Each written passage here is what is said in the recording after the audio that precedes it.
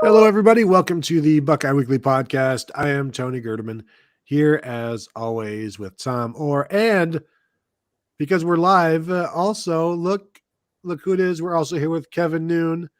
But before we get to him, Tom, how's it going? I'm sorry. Who is the new guy? Why is he here?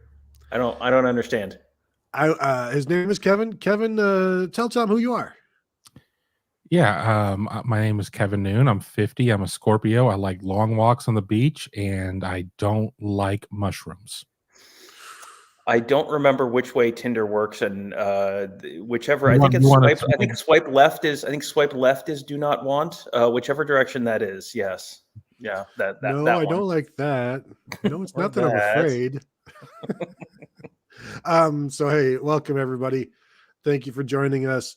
We are trying to get back into this whole YouTube thing. So while I've got you here, if you could go ahead and if you haven't yet, go ahead and subscribe, hit the bell, be notified when we go live. Love the fact that there's already people here waiting. They have questions, they have comments, they have concerns. They have, they're talking about Kevin. Again, Tom, if you want to know more about him, just read the comments. People are happy to see him. So I don't know if that says more about the people or Kevin. Well, I think we need to talk about the people for a minute because we had some very hateful content in our comments a couple days ago, and I wanted to address those before we got started. I was accused on multiple shows of wearing "quote unquote" a Cubs hat. Now I have brought the hat in question. I promised the person who made the comment I would bring it. Sir, that is a Columbus Clippers vintage Columbus Clippers hat. That is not a Cubs hat. I'm a Mets fan. I root for a first-place baseball team that is currently annihilating the Cincinnati Reds for the third straight day. I do not root for a last-place baseball team. Kevin, I know, roots for a first-place baseball team in the Los Angeles Dodgers. Tony, who's your team and how are they doing this year, bud? My team is the Cubs, and I have no idea how they're doing, which should tell you how they're doing. But I do appreciate the fact that you were wearing a Cubs blue polo there. Good job. I did go to Wrigley Field within the last week, so I was in attendance at a game at Wrigley Field. But yes, that totally does not make you a Cubs fan by any stretch, because that's just something people do. We know that's just it was a Friday afternoon game, and it's like, well, I don't have to go to work today. I guess. Am I a bleacher bum? I guess I'm a bleacher bum. Okay, I just wanted to take my son to a game. I didn't want to, ruin my professional or sporting reputation. So, but I did enjoy the World Series that we won a while back. I know, Tom, 1986 for you? Anything sooner than that? I don't recall.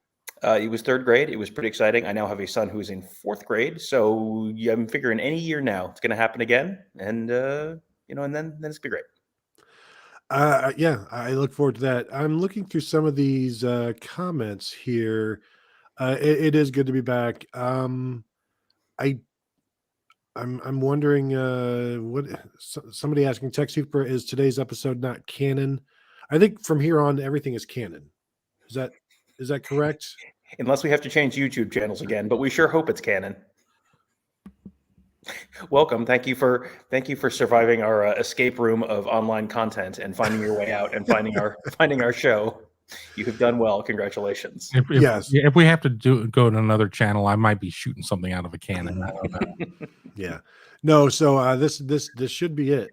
We hope, and that's the plan. But so we did our stream yesterday, talking a lot about Ohio State and camp, and talked to the linebackers yesterday. I wanted to start today talking a little bit more about the television contracts that the Big Ten is about to get done.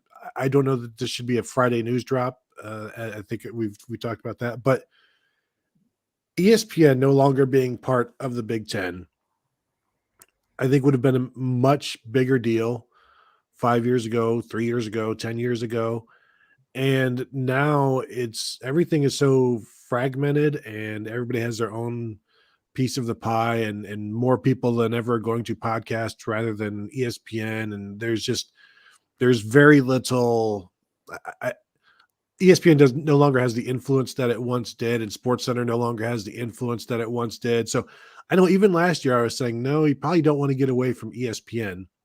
But the more you look at it, the more you think about it, with playoffs expanding here in a bit, like I don't, Kevin, think this is as big a deal as it has been or would have been in the past. I think, especially landing with Fox, CBS, and NBC, I feel like they're going to be okay without ESPN.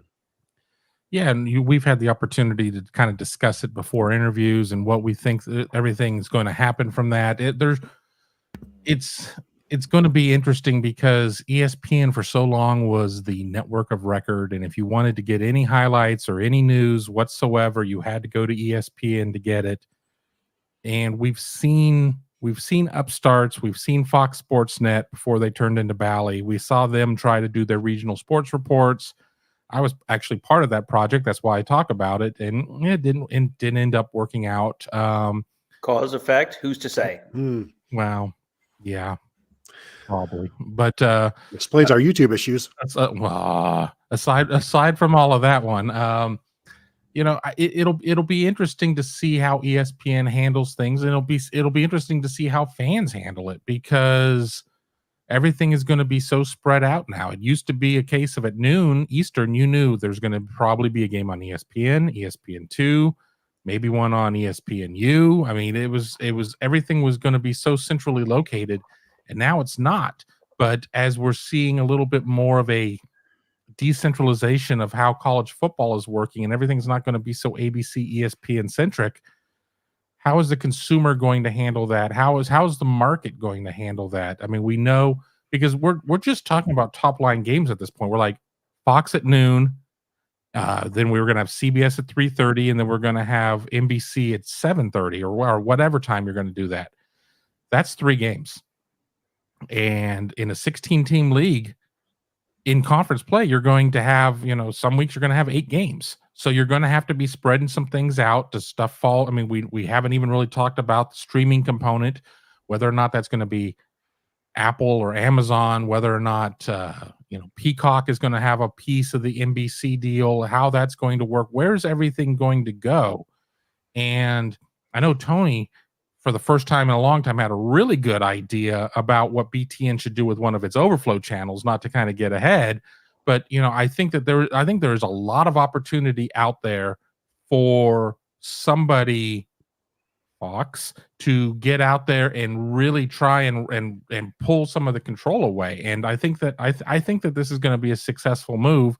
I think there are going to be some people that are going to get left behind a little bit in terms of they're not going to know where the games are at any given time. But you know what? You can just sit there and message Tom Orr on Twitter, and he'll let you know when kickoff is. Subscribe to TV Guide. Come on, how hard is this? I'm just imagining a little old lady out on her porch watching an actual peacock.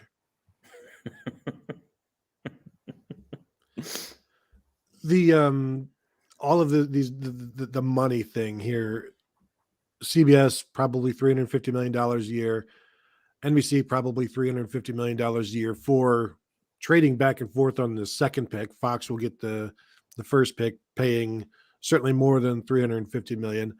I would love to, and we've said this before, that they should televise the draft of weeks and games.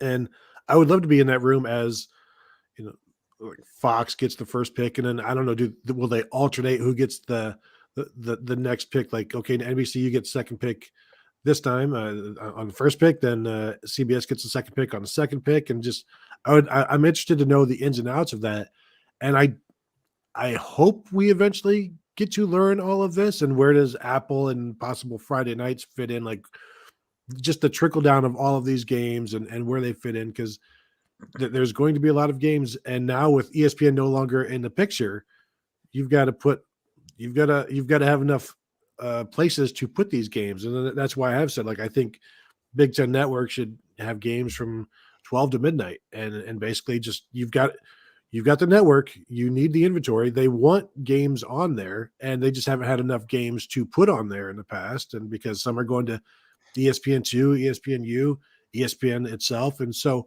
there's going to be inventory, and just I think you can do so much with all of these networks. I think you can operate them not as one, but they can live in the same sphere and kind of build off of each other and maybe promote each other a little bit like the NFL does. I'm interested to see how that works out, but not having ESPN, I think they will be just fine. I am wondering, Tom, how you think this impacts, and we can all talk about it, how it impacts Notre Dame, the Notre Dame situation, what's going on there. Yeah, the Notre Dame situation is interesting. It feels like, the Big Ten, NBC cutting a deal with the Big Ten sets themselves up very easily to do a doubleheader, where if Notre Dame's running, NBC's running the primetime game, well, then you just run a doubleheader with Notre Dame kicking off. They normally do 2:30 kickoffs, I think. So you do a 2:30 kickoff, and then you have your Big Ten scoreboard show or whatever, and then or Midwest football today, whatever you want to call it. And then you go from Notre Dame to whatever that primetime Big Ten game is. NBC is obviously willing to spend money. And I think, with the goal of having a bunch of content and a bunch of inventory, those Notre Dame games are going to be, on the whole, more valuable with more eyeballs probably than, the average third or fourth Big Ten game. I think the deal that they struck, I think, makes it more likely that Notre Dame stays independent for now. NBC just, gives them, Dennis Dodd, I think, had floated the number $75 million a year, that NBC might have to pay to keep Notre Dame and keep Notre Dame happy.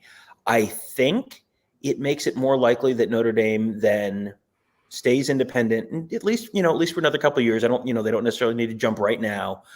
And, you maintain sort of the status quo. And if Notre Dame doesn't jump, I think then you've probably seen the end of the movement for the Big Ten, at least in the short term. And this may be a, talk to me again in 2 years kind of situation.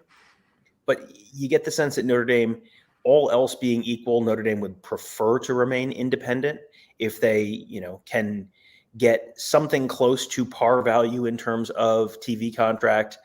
And because right now they're making $15 million a year, that's obviously not sustainable. But if you're in that $60 to $75 million range, like, well, okay, you're in the ballpark. You're probably making more than the Pac-12 and the Big 12 and the ACC, and then you're trailing the SEC and you're trailing the Big Ten. But it's okay because they don't have as many other sports, and the independence piece really genuinely. This is not like, I know people roll their eyes. The independence piece, this really is genuinely important to them. So, if you can kind of get par value in terms of contract TV money every year, and perhaps more importantly, you still have access to the college football playoff and whatever that next deal is, and there is no real reason to think that wouldn't be an option, that wouldn't be the case. I think you assume that they would be independent. And I know people are immediately, screw Notre Dame. Why should they get access to the big, to the college football playoff? Why can't the Big Ten stop it? I mean, think about it. Do you think the SEC wants Notre Dame going to the Big Ten? I don't think they probably do. So, if the SEC and the ACC obviously doesn't want the Big Ten going to the Big Ten, and if I don't think the Pac-12 or the Big 12 are particularly incentivized to have Notre Dame go to the Big Ten, I think Notre Dame's probably going to just sort of get what they want out of this, and get the money they need to out of NBC, and be able to stay independent in at least the short to medium term. Kevin, before you jump on, so the NBC deal for Notre Dame expires in 25. So I think it's 2 more years after this, and making that there's going to be, like, I don't know, 2 years there where the Big Ten is making $100 million more per year than Notre Dame. So Notre Dame is possibly just giving up $200 million a year to hope that they can maybe, and they won't get 75. I don't see it now. I could see NBC going to the point where we will pay $75 million a year for the entire package. And so they're going to be paying $27 million a year essentially for the Big Ten. So maybe we go, 48 or whatever, we'll throw 50 at Notre Dame. So Notre Dame is still 50 million short of the Big Ten.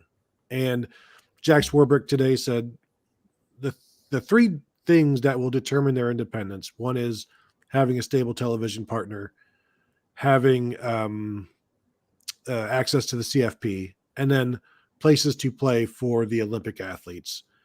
And he also mentioned the difficulty in traveling those athletes to all of the ACC schools.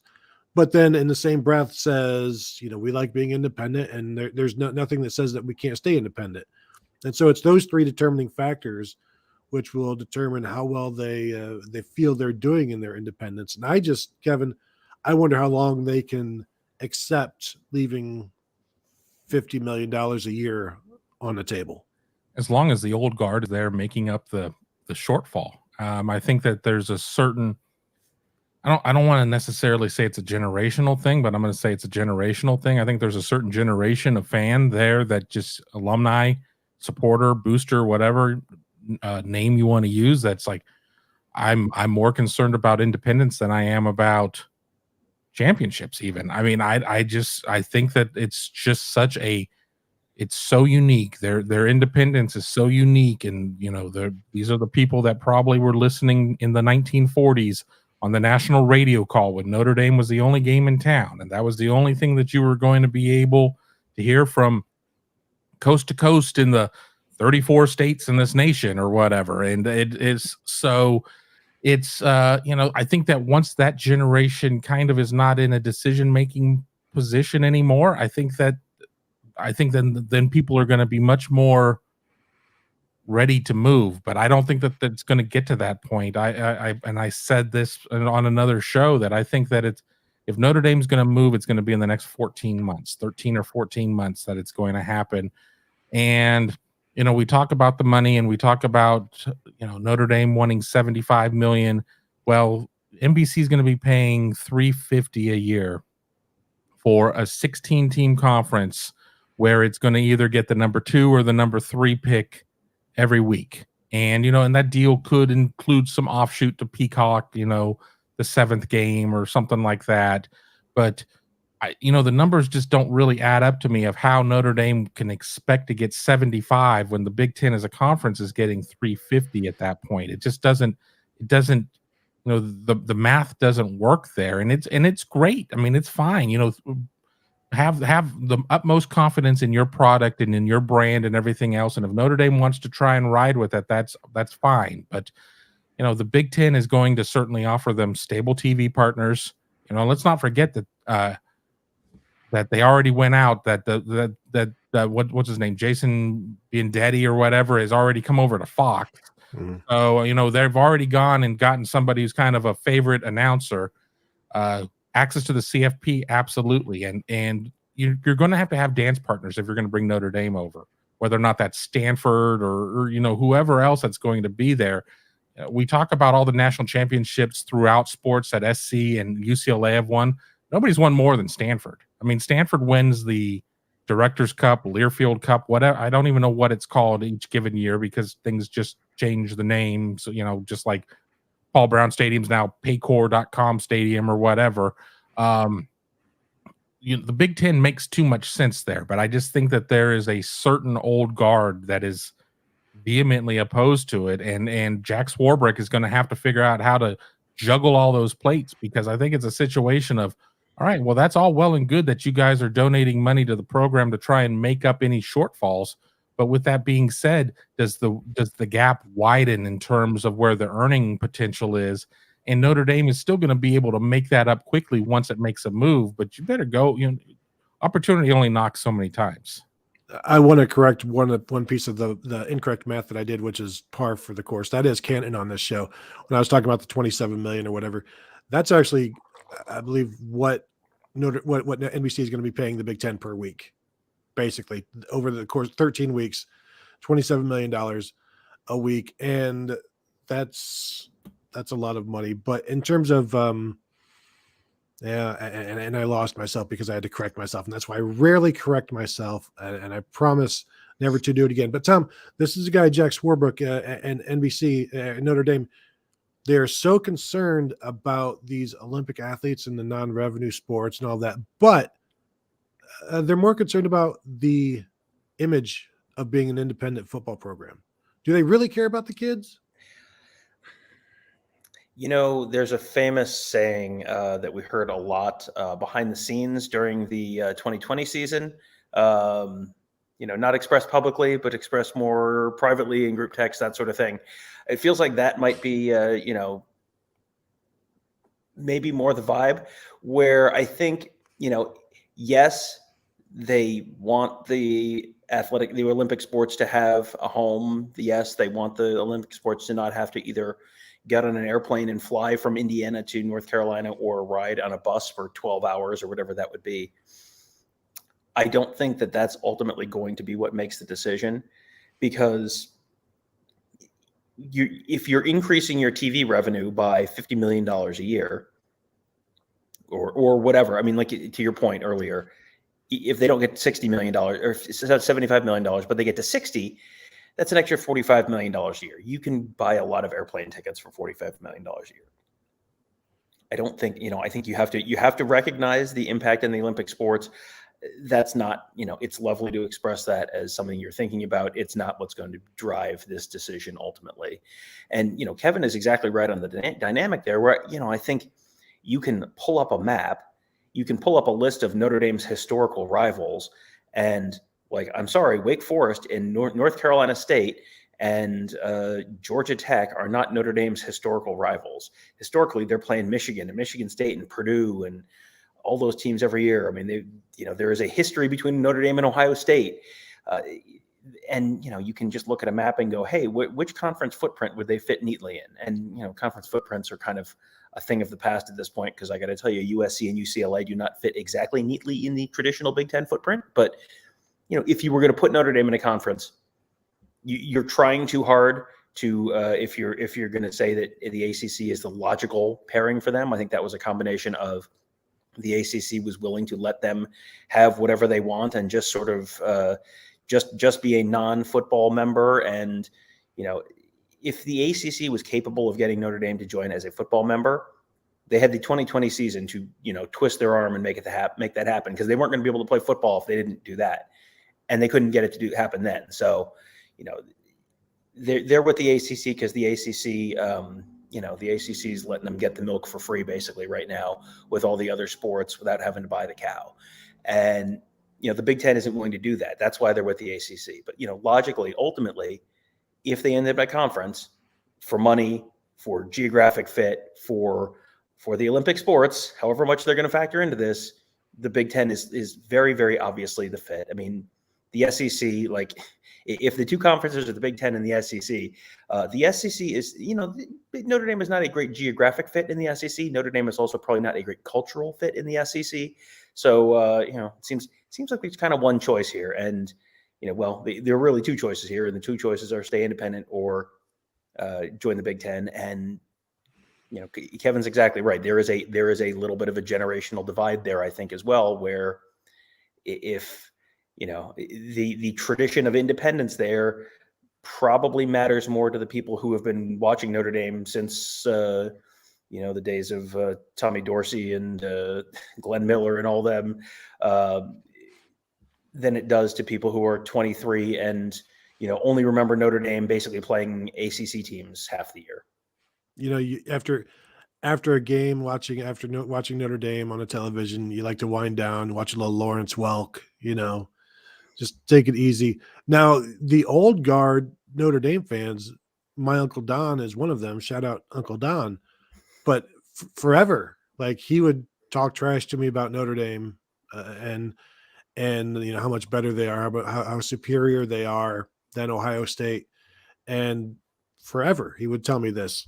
Saw him last month, saw him in July, and talked to him, and he's like, I've got two jerseys now. I've got a Notre Dame jersey and I've got an Ohio State jersey. And I'll probably wear the Notre Dame jersey for the first quarter of the Ohio State game. And then I know I'll have to put the Ohio State jersey on. So I think some of the old guard has maybe lost their interest. And now the old guard with the sway, those are the guys that are still going to be pulling the strings. And those are the ones that will dictate a lot of this. But as I have tweeted out earlier in the day, when you look back at the ratings last year, every single week except for two, there were multiple Big Ten games rated ahead of the Notre Dame game. The one time that didn't happen, Notre Dame played on a Sunday to start the season, so there's nothing to go against. And then the other time they played Wisconsin. So other than that, if it's just a regular Notre Dame schedule, 2 Big Ten games are outrating them. And so I think I'm going to say something controversial. I think Notre Dame thinks they're a little more important than they actually are. I thought your controversial statement was going to be that Uncle Don is not a particularly loyal fan. That also seems kind of controversial. But yeah, How dare you besmirch Uncle Don? Notre Dame is simultaneously not as important as Notre Dame thinks it is, and also more important than Notre Dame haters want to say they are. Because it is very easy to point at the fact that next year will be the 30th 3-0 anniversary of the last time a Notre Dame team won a BCS/New Year's Six/college football playoff game. 30. The last Notre Dame team to win a major bowl game has been able to rent a car without showing like additional information for like 5 years now. That is a long time. So you've got, they are in some ways not nearly as relevant as they used to be. But at the same time, you also have sort of the entrenched fan base where there are virtually every town in America is going to have a Catholic church, and every Catholic church is going to have a built-in fan base of Notre Dame fans. And there are lots of Catholic high schools that send kids to Notre Dame every single year. They are different in a way that, they are special. They are different. They're not as special as they think they are, but they are special. And I think they're more special than, the people who get online and say, screw Notre Dame, no one wants them. It's like, well, no, I mean, they do, because there are a lot of programs that are, that used to be good, that aren't good anymore, that still don't get the TV ratings that Notre Dame does. Nebraska used to be great, has not been great for a while, no longer draws. I mean, it's a huge deal in the state of Nebraska, but nationally does not draw a huge number of eyeballs. Notre Dame still, even when they've been largely irrelevant or largely not a serious contender for the national championship for the last couple decades, still draws kind of a disproportionate number of eyeballs because of sort of that built-in audience they have nationally. Kevin, before I let you answer this question, I want to make a comment about a comment from Mike Shane about 18 minutes ago. He said, sorry for being ugly. I just can't stand those dudes. And I just want to say, Tom and Kevin have done, they're fine, an acquired taste. I think the more you watch, the more you will see that they're not terrible people. I'm not saying you will grow to like them. I'm saying you will grow to understand that they're not as bad as you initially thought. That's if I can get nothing else out of this episode, it's that I just want you to know, Mike, they're not as bad as you think. Now, I'm going to have to tell some other people they're probably not as good as you think either. And that maybe that's another show, or maybe that's longer into the show. But I just wanted to pass that along. Kevin, this from Tony Gerdeman's ketchup bottle. Do you think the numbers for these TV deals for some other teams to speed up their decision-making in regards to moving to another conference? I'm thinking in regards to Notre Dame, Pac-12, things like that. How much does this force more action? I mean, it's certainly very real. I mean, you know what the market price is, what's going on there. I mean, you have some conferences that are going to be able to get back to the table in the next year or two. I've certainly read there's a Twitter account I love. It's called Message Board Geniuses, and they go on to message boards from across the nation and take some of the hotter takes out there. And I've seen every team imaginable being associated with either the Big Ten or the SEC at this point. I think there are a lot of teams out there that are waiting to see if their phone rings. That's really what it comes down to. It's not a case of, I think if you sat there and you went to Oregon or you went to Washington or you went to Stanford, well, maybe not Stanford because they just don't really seem to be that concerned about football.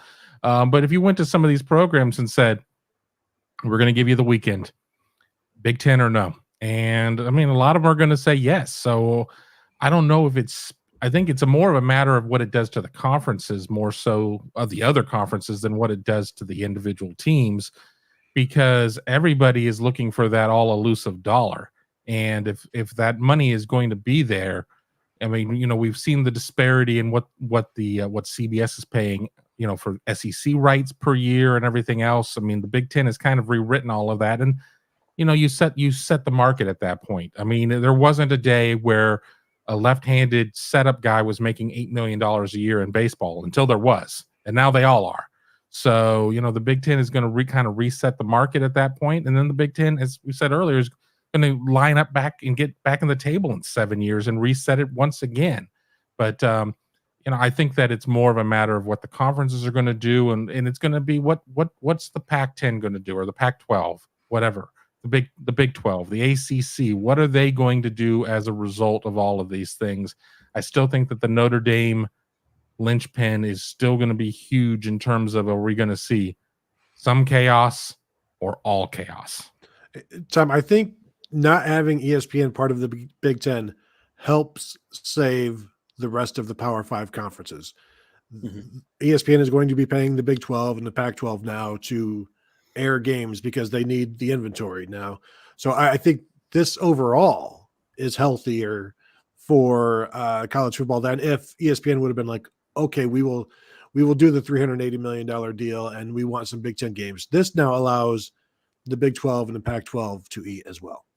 Unquestionably. And I think Kevin's last point there was a good one. Notre Dame kind of being the linchpin to keeping college football as it is right now. And ESPN not, throwing the bag at the Big Ten and, just having basically Fox and ESPN just, fighting over the two conferences. Unquestionably, the Pac-12 and the Big 12, which are conferences that are going to be, have their TV deals coming up in the next year or two. Unquestionably, those are teams that are leagues that come out as beneficiaries of ESPN, because you're right, there is inventory, and you've got ESPN, ESPN2, ESPNU, ESPN News, ESPN. I mean, they've got that ESPN Plus streaming package. That's like an over the OTT over the top kind of subscription service. You got to fill all that stuff, and you can do it. And they have deals with Conference USA and the Sun Belt and all that kind of stuff, and that fills some of the MAC, that fills some of the ESPN Plus kind of subscription or content holes basically. But you've got to have games on ESPN all day. You got to have games on ESPN2 all day. You got to have games on ESPN News all day, and you need there are going to be relevant Pac-12 games. There are going to be relevant Big 12 games. There are going to be, relevant ACC games in addition to the SEC. All of those are going to help fill those spots, because live sports. I mean, this is the whole reason that we're in the $8 million left-handed setup pitcher portion of TV rights right now. By the way, if you have an $8 million left-handed setup pitcher, the Mets could really use one. That would be really tremendous. But that's another conversation. The reason you're getting that is because live sports is driving TV viewership. It is one of the only few true appointment viewing things on any network right now. Everything's on demand. Life is on demand right now. The only thing that people sit down and really watch together at live all the time is sports, because you don't want it spoiled for you. So that is the thing that's why ESPN can get whatever the number per subscriber is now. I've heard numbers floated for them for just an on demand or like a streaming ESPN service that's not through your cable company of $20 a month, $25 a month. You hear it. I mean, and the reason they could potentially get that is because that's the thing that not everyone watches sports, but the people who watch sports sit down, watch them live, and when you're watching live, you're watching commercials, you're watching all that kind of stuff. That's a very unique property in a TV industry that is really kind of struggling broadly right now. And go ahead. Our sports fans. I mean, sports fans are the ones that have the hardest time cutting the cord. Mm-hmm. My wife and I have discussed it plenty of times. We're like, we watch about 4 channels, but then I watch, I need all the sports channels. And the worst situation is with this new deal, I might have to upgrade my package because I don't get CBS Sportsnet. And what happens if part of the CBS package, we get games getting dumped over there? And people are like, well, Ohio State's not going to have to worry about that. Well, when Ohio State plays Rutgers, you might have to worry about that because Rutgers. So, I mean, but you can't cut the cord. So Tom is absolutely right in terms of what these insane carriage rates are to have these ESPN channels, because, okay, it may be $6 for this one and $4 for this one or whatever, but just having ESPN solo doesn't get it done. I mean, you've got to have it all the way through the Ocho. I mean, just in case they dump something out there. Yeah, and the shortest sports like game contest is a 2-hour college basketball game, which is now 2 hours and 15 minutes, and that's 4 times longer than the shortest sitcom of 30 minutes or whatever. So like you are captive and you can't fast forward, and they can show you all of the commercials that you can stand, and they beat the heck out of that. The commercials are all there. And that's one of the reasons I saw somebody asking about CBS basketball and Fox. I think that's one of the reasons Fox is not going to be getting away from basketball. They're going to keep doing the college basketball, because if you can get sports, you better, go get it. And this, I assume, is part of the deal as well. And we'll figure out all of the details and how many games it encapsulates. But like this is buy on sports, because that's the one place where you can't fast forward. You could switch around, but how many times with 2 TVs going, a laptop and a phone, it's not never. There are times where there's 4 commercials going on at the same time. So yeah, you can switch around. How many times are you switching your TV and to the next game and it's a commercial? So then you go to another game and it's a commercial. And they're everywhere. And I love ads. I'm just going to say that as a podcast host. Yeah. I think ads, without it, we would not be a real society. We would be a society of animals and ingrates. And so I am all for ads. Also, I'm okay with fast forwarding through them on podcasts. I saw a question about, first of all, Finley Trojan Sports wants to know, where is Turk Wendell when I need him? Brushing his teeth with licorice and wearing a animal tooth necklace. He also is a right-hander, so that doesn't really help the Mets this year. Also, he's probably 50, so also wouldn't help the Mets this year. There was a question about CBS, potentially controlling more of the basketball TV package, and will Fox be willing to let them control more of it? I think Tony's right. I mean, you need the content. I think Fox is going to want to be a part of that. I looked up the NCAA tournament contract, because I think it's $1 billion a year for CBS and Turner Sports and all those groups. They just re-upped it. They extended it from 2024. Now it goes through the 2032 tournament. So, I think at some point you wonder, could that split up? Could that split the way that Big Ten TV rights do, where you have, Fox has some of the early games and ESPN has some of the early games, and then CBS has round 3 through 6 or whatever it is. And, I think the other rather, elephant in the room kind of thing there is there going to be an NCAA tournament in 2032? Or is there going to be another governing body for all of what is now Division I sports? Or is there just going to be a new governing body for what is now FCS football or FBS football? There's a lot of unanswered questions there. But in general, I don't think anyone's going to be punting on, live sports broadcasting right now, because, Fox filling the inventory with big football games from September to November is great. You got 9 more months of the year you got to fill with content. So having a 2-hour window on a Saturday afternoon that Fox can fill with a basketball game potentially, or, I don't think they're just going to be giving that away to CBS. We've also seen the Big Ten Network just recently make a big investment in women's volleyball. And they're talking about the media day, that they had a separate media day. I think they're going to be showing more games. So anytime you can add live programming, it's a smart move. Now I'll be interested to see what happens with the expansion of the playoffs and each network getting some sort of a piece, just like the NFL does. You've got ABC gets some playoff games, even though they don't really have a Sunday package, but they're part of the playoffs. If that becomes the norm, which it sounds like it will, where all networks share the playoffs, it might be difficult for CBS to pony up enough to keep the NCAA tournament all to themselves, where the people have seen how it works for them in the football playoffs, and they want a piece of that. So that might be a boon for the NCAA, which, at that point in time, as you said, there may not be an NCAA. Maybe it's instead of NCAA 2A, it's NC 3A. Who knows what kind of changes they're going to go through, but they also may need more money to help pay some players. NC 2A, too fast, too furious is what I think. That's my prediction.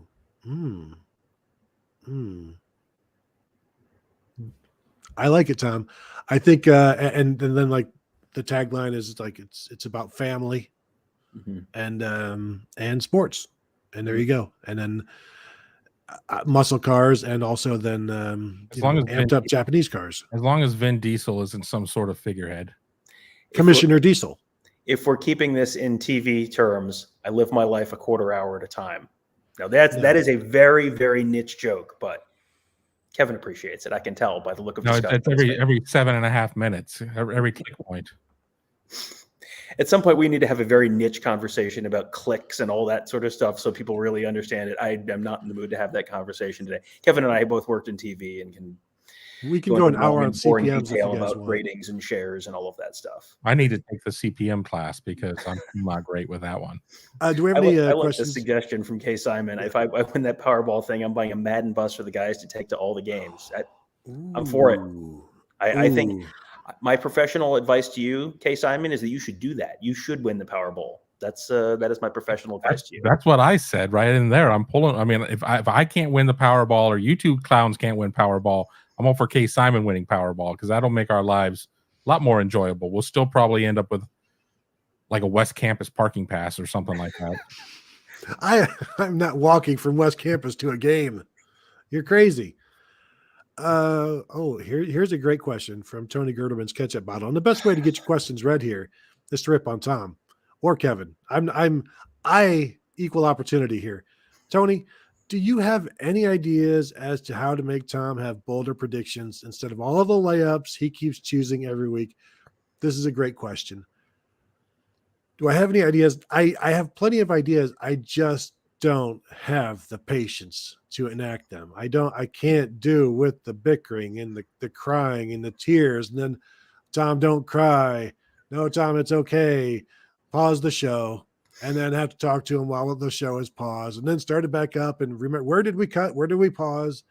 I can't do it. We do so many of these shows, and I know people really like the Wednesday bold prediction show, but it's just one of 7 shows I'm doing a week. It's one of 18 shows Tom is doing a week.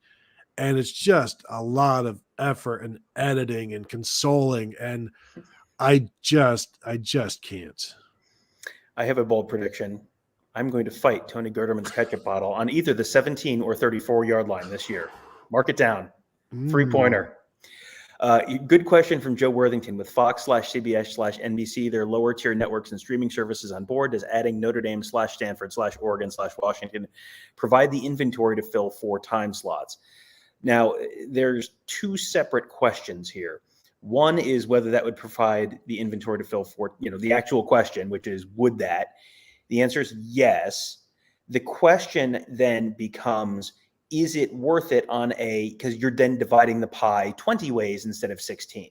Notre Dame, I think, is the only one of those 4 that would be able to pull their own weight in terms of the money you would earn, the additional revenue, incremental revenue you'd earn on TV deals from having Notre Dame will, cover the $100 million or whatever the per team distribution is. So you would earn that money back. You would not have a smaller distribution per team by dividing the pie up, those many additional ways.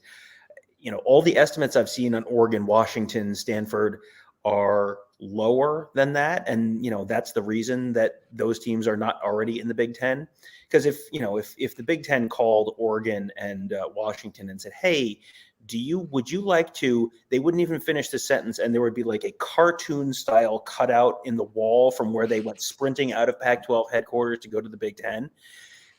The issue is not that those teams aren't sure if they would take it or not. The issue is that the question is, will they earn enough additional revenue that it won't make everyone else's piece of the pie shrink? So, adding a 4th time slot is one way you could potentially, can you squeeze an additional what was the CBS number? $300 and something million, 350 a year. Can you squeeze another $350 million out of ESPN, out of Amazon, out of whoever? Because it sounds like Apple and maybe not Amazon are going to be involved in this current round of the Big Ten. Could you squeeze another $300 million out for a late night NBC? NBC then runs a triple header where it's Notre Dame at 2:30 and the Big Ten game at 6:30 and then the other Big Ten game at 10 o'clock. Could you squeeze another $300 million out of them for that, or out of CBS or whoever? And that's, there are a lot of moving parts there. And then would that be enough to cover the additional, number of ways you're dividing that pie? There's a lot of math there. And I feel like we don't know enough of the variables to be able to give you an actual answer on that. I do think there will be 10:30 games, and I don't think you need to add any more teams than USC and UCLA. And I could see those being on FS1.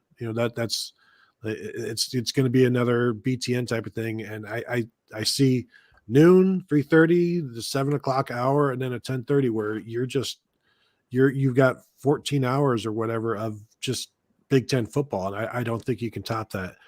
Question from David Whalen: will there be Huddle Eats in the future?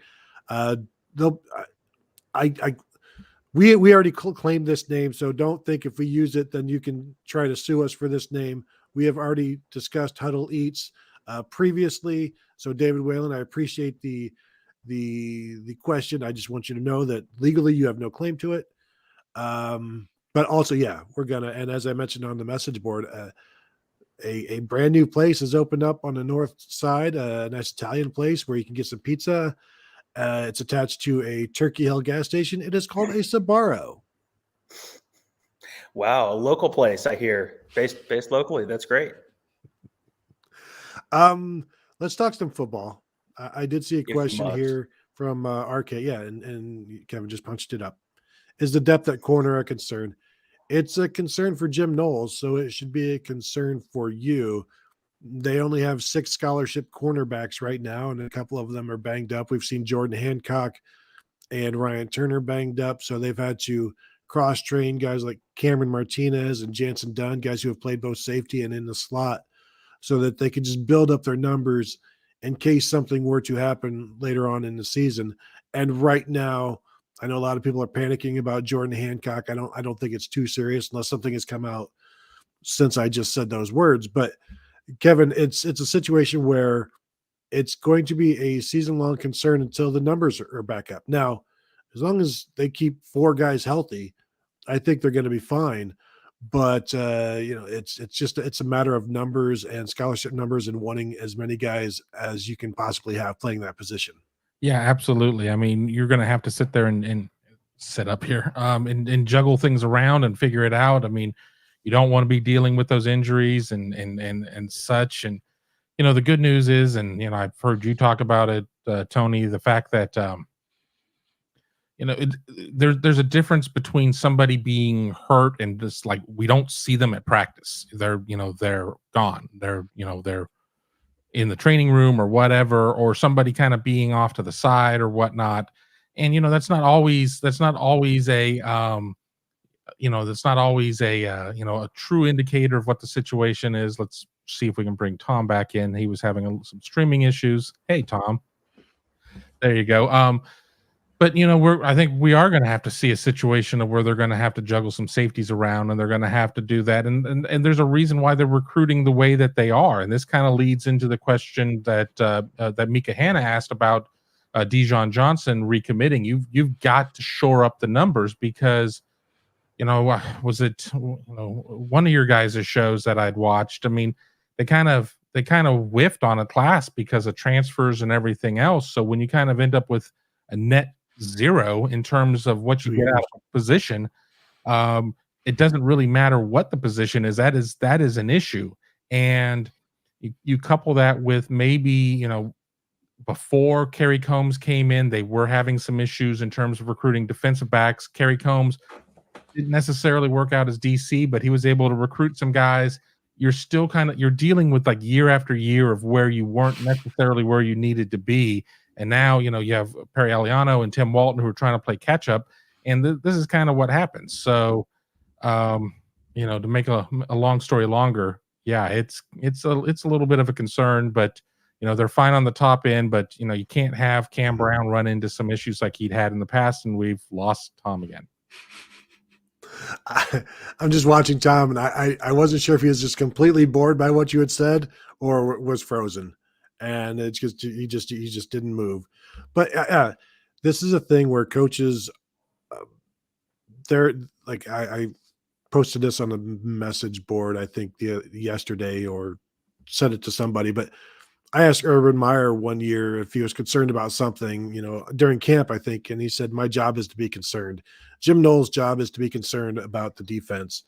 And right now, when he talks about defensive line, linebacker, safety, he doesn't seem all that concerned. When he talks about corner, there's a concern there. So, sometimes coaches are overly concerned. I don't know that you can be overly concerned about the position when Cam Brown has had a history. Your best player is Denzel Burke. Behind him, everybody else is a question mark. You think Jordan Hancock is going to be really good, but he's a little banged up. You think J.K. Johnson is going to be really good. He's a redshirt freshman. Maybe the surprise so far has been true freshman Jair Brown, had his black stripe removed, was one of the first silver bullets of the day of fall camp for Jim Knowles. Clearly getting a lot of work with the twos and going against the ones, and I'm assuming showing out. So that's a big time benefit for them. It would be good if he can step up and not be Denzel Burke last year, but just be a reassuring aspect to the top two. And if your number 3 is a true freshman cornerback, that's just the way it is. It happens to Alabama, it happens to Georgia, it happens to Clemson. That's, when you recruit really good guys, sometimes they're good enough to play right away. And so if the worst thing that happens this year is that Jair Brown is the number 3 corner and Cam Brown and Denzel Burke are healthy, I think Buckeyes will be just fine. Yeah, absolutely. And the thing too is, as I'm commenting in the thread about Tom being frozen here and there, remember, it's just not Ja'Kalen Johnson. I mean, they had a couple of guys in that class, and or Jordan Hancock, and you got Ja'Kalen Johnson, so they'll be fine. I mean, Jair Brown is a tremendous athlete, and you sit there and you kind of now look back. It's like, well, that's a situation in terms of them not having like Legend Cavazos or whatever. And I mean, and he transfers to North Carolina, and we'll see if he gets a start or if he's on the 2 deep or what that situation is. But I mean, you just don't know. But you get guys who end up moving on, and you just have to kind of play what if at that point. Yeah, addressing the comment you've punched up here from Eric Carter. Best thing I heard yesterday was the defense was tired of people talking about them. Now they get to change the narrative against the top 5 offensive line with Notre Dame, and that's absolutely true. Jim Knowles talked about the defensive line saying, we need to unleash them, and then reiterating, and we will unleash them. So he's very confident in the depth, the abilities of those defensive linemen, both outside and inside. But yeah, that's going to be a test against a very good Notre Dame offensive line. And it's overall, this is maybe the exact kind of opponent you want when both your offense and defense at Ohio State have been criticized, have been maybe labeled as soft, and you've got a pro style Notre Dame that isn't flashy at anything right now. They're going to have to fight for everything. So this is going to be a physical game, because really that's all Notre Dame can do right now, because they don't have a lot of flash. They don't have a lot of zazz. They've got to earn everything. And they've got a bunch of, I'd say, above average guys who have to fight for everything. And so Ohio State can't just go out there and think they can out-talent them. They're going to have to outfight them.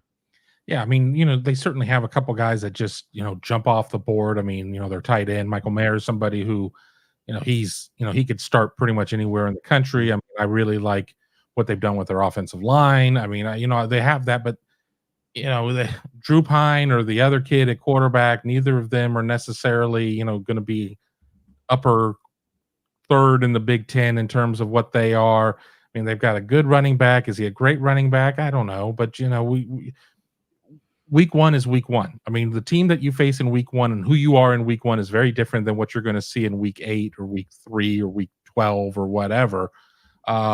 But, you sit there and you look at what Notre Dame is, and Notre Dame is just going to have to go out there and just try and, punch Ohio State in the mouth. They're going to have to try and out physical them, because you sit there and you look at the game that everybody's going to focus on the most from last year, which is going to be the Michigan game, not the Oregon game.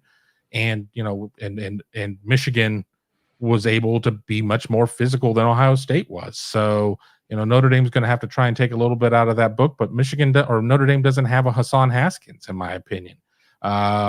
There's some very, very real differences between what these two teams are. But, one thing is for certain, going in, and as I've started doing a little research on Notre Dame, I really do like their offensive line. Mm-hmm. Question there from Edward Carino. Are y'all 3 going to be at the stadium on September 3rd? Yes, we will. Looking forward to that. Just trying to decide. We haven't really talked about this, like how early. I would like to watch some of the noon games, but I'm going to be watching like Michigan, I think Colorado State playing as the noon game. And it's like, that's not going to be interesting for long. So we'll have to talk about how early we start our pregame show, because there'll be a bunch to talk about. It's going to be an exciting day. A game like that, a situation like this, an event like this, getting to campus really early is 1, a good idea, and 2, a smart idea, and 3, just a fun place to be, to experience it. So I'm looking forward to that. I know we all are. We will be there, but we don't need to talk about Notre Dame exclusively right now. We're gonna have time. We're gonna have like a 6-hour pregame show to do that, Kevin. Where goes one? Will our kicker play cornerback? Kevin, your thoughts on Jake Seibert moonlighting in BIA? Yeah, he can practice at cornerback. I don't know if it means he's going to play at cornerback. You certainly, going back to the thing of trying to get some depth there. And I mean, if he's somebody that can get out there and run around a little bit, a year ago we were like, Damari McCall playing defense, whatever. And lo and behold, we saw number 1 running around out there and doing some stuff. I'll say this: if Jake Seibert is out there playing cornerback this year, it's one of 2 situations. They are a lot more hurt than we're aware of, or Jake Seibert is a much more incredible athlete than we were ever aware of. I mean, it's one or the other at that point, because he shouldn't need to play. I mean, it was 6 deep or whatever that they've got. I mean, for somebody who, if you've ever watched specialist practice, and I know kickers and punters are people too, and I'm not trying to bag on them or anything else, but they watch the birds in the sky a lot, and chase around butterflies and stuff, and then kick a little bit, and then go and look at the cold tub and just laugh, and then just go on with their day. So he's out there having to do a lot more at this point, but we'll see. I mean, hell, Utah had to sit there and turn a receiver into a 2-way player before going against Ohio State, but we also saw what happened with that. And that's probably another reason why Jim Knowles is concerned about the cornerback room. Because what running backs imagine Evan Pryor playing corner in the Rose Bowl? That's pretty much what Utah had to do. And so that's not an ideal situation. Let's see. Stephen Cherry. Will Ryan Day adapt a more balanced offensive attack and have the running backs run the rock more this season? I think yes, but also you got to remember a lot of this is just dictated by what the defense does, especially with the RPO stuff. They consider all of that part of the running game, the RPO, because it's just set up that way. It's the defense dictates what happens, and the offense takes the easier read. If the defense is defending the pass, then they run. If the defense is defending the run, then they pass on that play. So they consider all of this the running game, but in terms of will they just be able to do what they want more often and not necessarily be dictated to on certain plays? I think so. You've got Paris Johnson now at tackle. You've got Matt Jones, Donovan Jackson in there. This is a more ideal offensive line. Kevin, you've also got a more experienced running backs and a quarterback in CJ Stroud that scares defenses. So while everybody's going to come out to stop the run, you've got to be wary of the passing game while you're doing that against Ohio State. Exactly. I mean, and, we talk about Trevion Henderson. He didn't have a senior season, and we're going to try and bring Tom back in here. He didn't have a senior season in Virginia. He, one way or the other, probably was a little banged up as the year went on. I mean, it's part of the freshman wall and everything else that a lot of freshmen are going to hit that wall. And, we talk about the offensive line, and last year it was 4 tackles and a center. I mean, Donovan Jackson is a guard. Matt Jones is a guard. I mean, it's going to be much more of a traditional setup. We'll see kind of what some of the teaching techniques that Justin Fry brings to the table. Excuse me, but I think we're going to see a much more balanced offense, at least attempting to be. But that doesn't mean 40 run and 40 pass. That doesn't mean 350 run, 350 pass. Remain in talent. And now Kevin is the one experiencing the internet issues. Tom, you jump back on. While you're gone, we were fine. Then you jump back on, and now Kevin is frozen. I feel like I'm, for once, the only adequate person here. That's the nicest thing anyone has ever said about you on this or any show, so good job with the adequacy. I was trying to listen to you guys in the car between location A and location B for me, and I did like the you guys describing Notre Dame as just basically rich man's Iowa, which was great. It's like, well, they're talented, but it's really just kind of like they're good in the trenches, and they've got a really good tight end. I'm not sure if the quarterback or the running back and the wide receivers. So, I mean, if the and that feels kind of about right for this year's team for Notre Dame. It's like they've got questions, and if they end up having that quarterback spot figured out, like great, then you're potentially on your way to a better than okay season. It feels like this is like a 9-3 kind of Notre Dame team without going through the whole schedule. And if you figure out you get the wide receiver position figured out, great. Maybe you're 10-2. If you have a quarterback position figured out, hey, maybe you're 11-1 this year. But that is kind of how that feels to me, and that I'm with you on the general thought that that's one that you're not going to just roll the helmets out and out talent them. You've got to that is going to be a little bit of a toughness game. You're going to have to keep them from pushing you around in the trenches. That feels like a very good test for this team very early. A little bit of a statement game where if they are what we think they could be, then you come away with a 2 touchdown kind of win there, and that's a big statement week 1.